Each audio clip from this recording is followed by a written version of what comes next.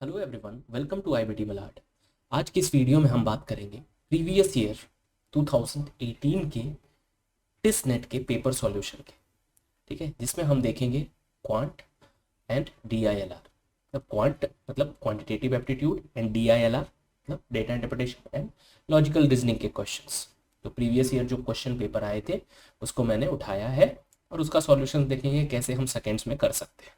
ठीक है, बहुत ही कम समय में we can do all the questions. तो जैसे कि आप लोगों को पता होगा, अगर आप टेस्ट नेट की प्रिपरेशन कर रहे हो, so you also must be knowing कि एग्ज़ाम जो है वो फरवरी 2022 में होगी। सो मतलब अभी से कुछ 1.5-2 महीने हैं आपके पास, करेक्ट। तो 1.5-2 महीना बहुत होता है। तो हम लोगों ने आपके लिए स्पेशल कोर्स लॉन्च किया है क्वांट और DILR स्पेसिफिक, जिसको 1 महीने में हम ख़त्म करेंगे। ये बैच क्रैश कोर्स में होगा, सारी चीज़ें बहुत ही सिंप्लीफाइड वे में, और जो एग्ज़ाम के रिस्पेक्ट में क्वेश्चंस आते हैं उसी के अकॉर्डिंग करवाया जाएगा। So if you want to join our batch you can call on the given number on your screen and let's begin our discussion. देख कैसे हम क्वेश्चन को बहुत ही सिंपल वे में कर सकते हैं। ठीक है, तो सबसे पहले क्वेश्चन को खुद ट्राई करो और फिर मेरा सॉल्यूशन देखो कैसे मैं इसे डिकोड कर रहा हूँ। करेक्ट, बढ़ते हैं आगे। And here is what your first question. Given 10a is equal to 0, sine a is equal to 0, what is the value of cos a। तो साइन a 0 कहाँ पे होता है? देखो कुछ values sine theta cos theta के कुछ values आपको लर्न होने चाहिए। तो मैं तो ट्रिग्नोमेट्री अगर हम करते हैं तो उसमें वो वैल्यूज आपको पता होनी चाहिए, जो मैं बताता हूँ नॉर्मली लेक्चर्स में। तो साइन थीटा जो होता है वो होता है 0 कब? जब थीटा की वैल्यू हम 0 ले लें। ठीक है, और टेन थीटा क्या होता है? Sine theta upon cos theta. तो यहाँ पे साइन 0 अगर मैं लेता हूँ, means theta is equal to 0 अगर लेता हूँ तो ये हो जाएगा 0, और कॉस थीटा अगर 0 लेता हूँ so it will be 1। So 0/1 will be 0 only. ठीक है, सो ये 0 हो गया, मतलब कि अल्टीमेटली मैं कह सकता हूं कि टेन थीटा इज 0। करेक्ट, तो टेन थीटा 0 आ गया, साइन थीटा 0 आ गया, मतलब कि ए की वैल्यू है 0। तो कॉस 0 विल बी 1। तो आपका सेकेंड ऑप्शन। सो देख सकते हैं सेकेंड क्वेश्चन ये कह रहा है 1 millilitre salt is added to 19 millilitre of distil water. तो 19 मिलीलीटर डिस्टिल वाटर है और 1 मिलीलीटर साल्ट है, तो टोटल कितने हो गए? 20। और इसका परसेंटेज पूछ रहा है कि साल्ट इसमें कितना है। तो टोटल मतलब जिससे कंपेयर कर रहे हैं उसे नीचे, और 1 मिलीलीटर साल्ट है इंटू 100। इंटू 100 क्यों किया? किसी भी टर्म को, किसी भी चीज को परसेंटेज के टर्म में कन्वर्ट करना है, so you need to multiply by 100। अब इसको रिडक्ट कर लो, यू विल गेट व्हाट? 5%, जो कि आपका आंसर है second. Next, which number should come next in following series. तो यहाँ पे आपको क्या करना है? यहाँ पे आपको डिफरेंस फाइंड आउट करना है। जैसे सीरीज के क्वेश्चन आएंगे, अगर कुछ नहीं समझ में आ रहा है so just find out the difference. तो यहाँ पे अगर डिफरेंस मैं फाइंड आउट करूंगा सो यू विल से कि सर ये तो 8 है। यहाँ पे आप फाइंड आउट करोगे so you will say sir ये 16 है। यहाँ पे आप करोगे so you will say sir ये 24 है। मतलब 8-8 का डिफरेंस है। तो यहाँ पे भी जो डिफरेंस होगा दैट विल बी ऑफ 8, मतलब 24 8 32। सो 32 का डिफरेंस आएगा ये वॉट और 52 के बीच में। करेक्ट, ऐड कर दो 52 में what, so you will get what? 84। ठीक है, 5। Okay, moving ahead, next question देखते हैं। यहाँ पे देखिए 161 है, 203 है, 104 है, 112 है और 91। सबसे पहले 91 से आप कुछ आइडिया लगा सकते हो कि 13 7 जा 91 होता है। यहाँ पे ऑड नंबर ढूंढने हैं, मतलब रॉन्ग नंबर पैटर्न। तो बेसिकली ये सीरीज के क्वेश्चन थे दोनों। रॉन्ग नंबर पैटर्न की बात अगर करूँ तो आप यहाँ पे एनालाइज करोगे कि भाई यहाँ पे डिवीजन मल्टीप्लिकेशन एडिशन सब्ट्रैक्शन कुछ ऐसा ही होता है। बोर्ड मास रूल से ही यहाँ पे कुछ पैटर्न फाइंड आउट होते हैं। तो यहाँ पे देखो, अब ये 91 मतलब 13 7 जा 91 होता है। अगर मैं 12 की बात करूँ तो 7 1 जा 7 एंड 7 16 जा, मतलब 16 7 जा आपको मिल जाएगा 112। ठीक है, यहाँ पे 104 जो है 13 8 जा मिलता है, लेकिन ये 203 भी 7 से डिविजिबल होगा।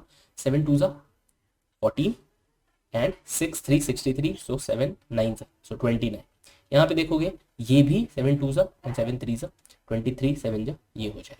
तो बेसिकली मैं ये कहना चाह रहा हूं कि सारे नंबर एक्सक्लूडिंग दिस, सारे नंबर डिविजिबल है किससे, 7 से। मतलब एक ही नंबर 7 से डिविजिबल नहीं है, तो मतलब वही आपका आंसर है। तब इसका पैटर्न ही यही था, इसका लॉजिक ही यही था कि 7 से डिविजिबल नहीं है, वही आपका आंसर है, या वही आपका रॉन्ग नंबर है या ऑड नंबर। मूविंग अहेड बात करेंगे नेक्स्ट नंबर की। यहाँ पे देखियो रेशियो देके रखा है आपको, दैट इज 7:8। तो यहाँ पे सबसे पहले आप देख लीजिए कि रेशियो किसका दिया हुआ है। तो 7 है मेन का, men to the number of women, तो this will be what, men, and this will be what, women. तो मेन वर्सेस वोमेन का रेशियो है। और टोटल जो है लोग, टोटल जो कमेटी में लोग हैं वो है 30।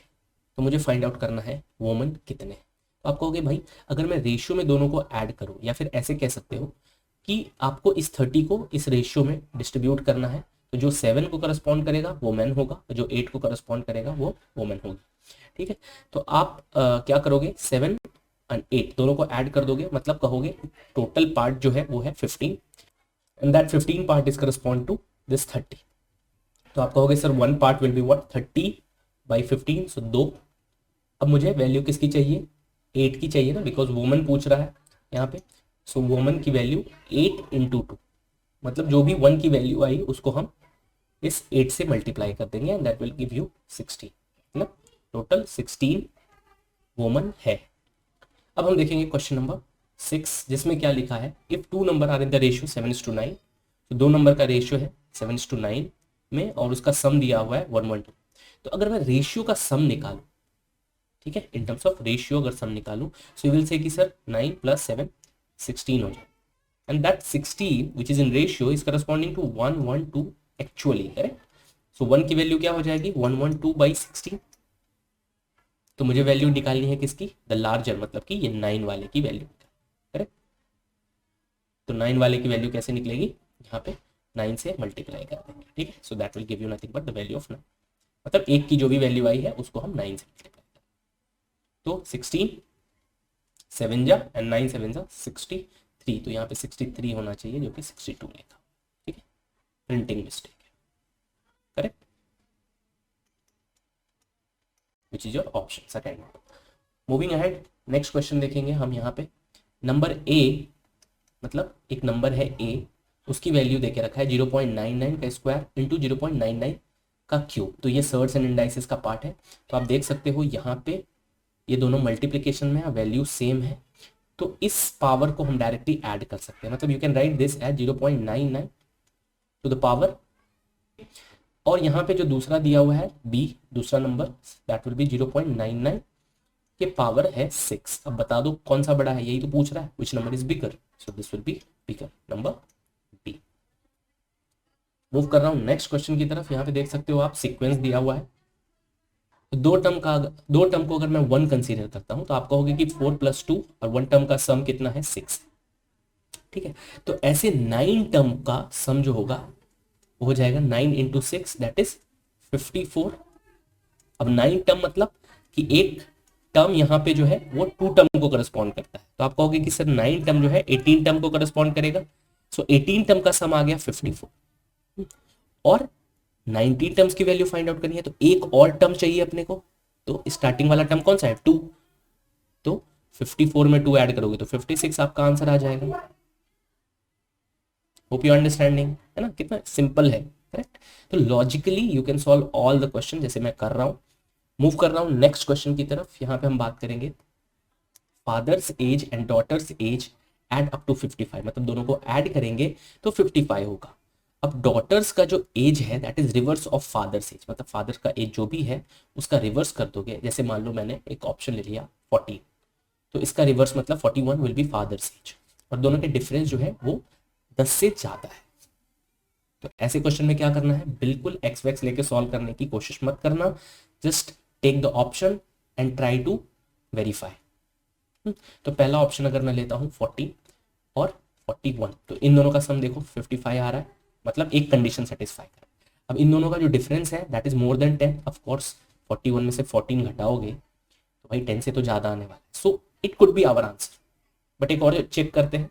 अभी देखो ये 23, सो 23 एंड 32 ऐड करो 55 ये भी आ रहा है, मतलब एक कंडीशन सेटिस्फाई कर दिया। अब दूसरा कंडीशन की अगर मैं बात करूं तो इन दोनों का डिफरेंस सिर्फ 9 आ रहा है and it should be what more than 10। ठीक, और ये 32 और यहाँ हो ही नहीं सकता क्योंकि डॉटर का एज पूछा है और डॉटर जो है it should be lesser than father. ठीक है, 21 लोगे, सो 1 2 लोगे, ऐड करोगे तो ये 55 नहीं देगा, तो ये फर्स्ट कंडीशन भी सेटिस्फाई नहीं कर रहा, तो ये दोनों तो गए, इस दोनों में से आपको 14 लेना है आपका आंसर। ठीक है, because this is satisfying all the conditions. Okay, now will see the question number 10। यहाँ पे स्टेटमेंट दिया हुआ है and this question is from syllogism, जो कि एलआर का पार्ट है। तो यहाँ पे देख सकते हो, if all apples are red, सारे एप्पल रेड है, यहाँ पे एप्पल लिखो और रेड लिख दो, and some apple are juicy, कुछ एप्पल जो है वो है जूसी, सो ये हो गया। Which of the following statement is true, तो अब इस स्टेटमेंट के अकॉर्डिंग कंक्लूजन दिया हुआ है, उसमें कौन सा करेक्ट है ये पूछा। तो देख सकते हैं all apples are juicy, all apple juicy, तो ये कैसे हो सकता है, ये तो गलत हो गया। सम जूसी एप्पल आर रेड, कुछ जो जूसी एप्पल है वो रेड होगा, तो ऑफ कोर्स होगा। ठीक है, some red apple are juicy, तो सम रेड जो एप्पल है वो जूसी भी है, तो ये भी करेक्ट होगा।